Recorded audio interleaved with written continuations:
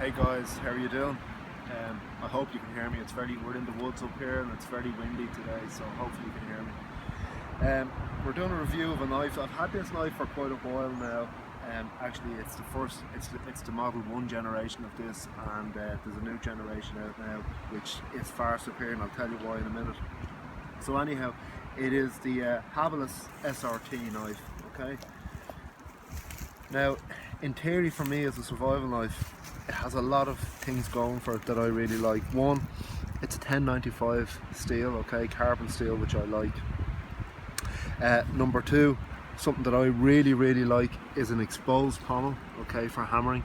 If you want to use your knife like a chisel, okay, it's really good in that regard. But this kind of a dog bone shape, I particularly like this because it encapsulates your baton when you're using it, okay, so there's no fear of it coming off and hitting you on the thumb, which has happened to me a good few times. What I also like about it is we have this battening area here as well. Yeah, you'll see it working now in a few minutes, and with a 7-inch blade, but you can still choke up and use this for fine work. Now that's the good.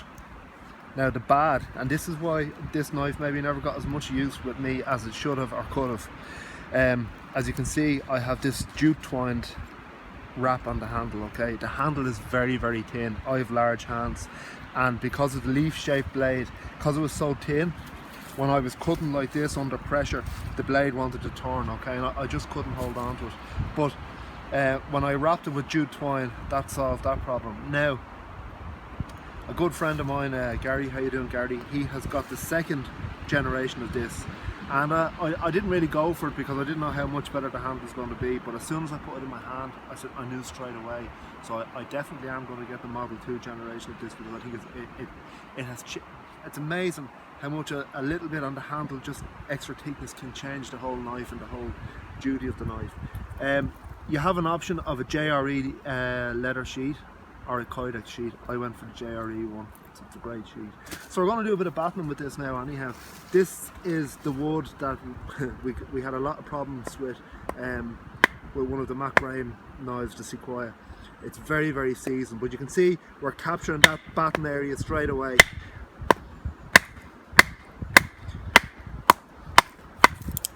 Okay, and that, like, I mean, that battens really well.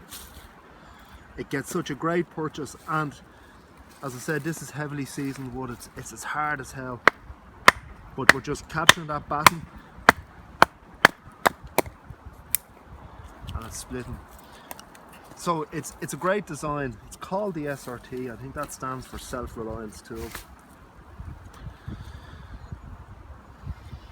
And you can also, they do a few other knives as well. The Bush tool will be their best selling knife, which would be basically this without this finger choil area.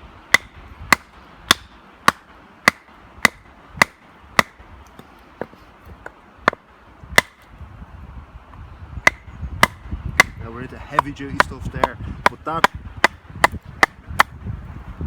it's just steamrolling through it, okay. So this is a knife that I would have no reservations as being a one tool option. That's what it's really designed for, SRT.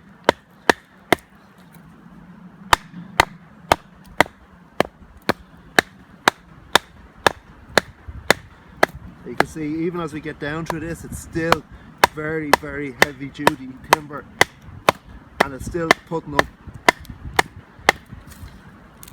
a good fight.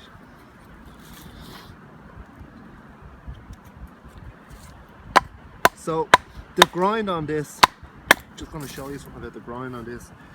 People look and they go, it's a Scandi. Well, it's what they call a pseudo Scandi. So there's a large secondary bevel there, so its intention is heavy duty use. We have a 90 degrees fine here, and I'm just going to show you how that works.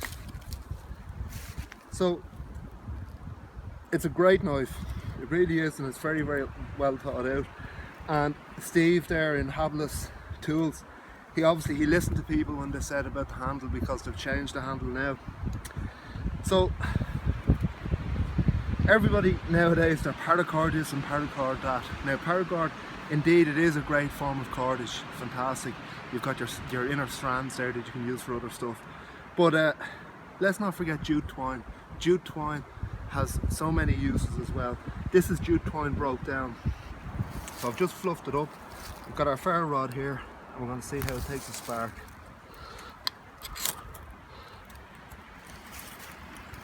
So we've quite an aggressive spine here, and it's somewhat rounded here, okay? The thinking behind that is not to dissipate force from your batten when you're battening through. As I said again, I'm a huge fan.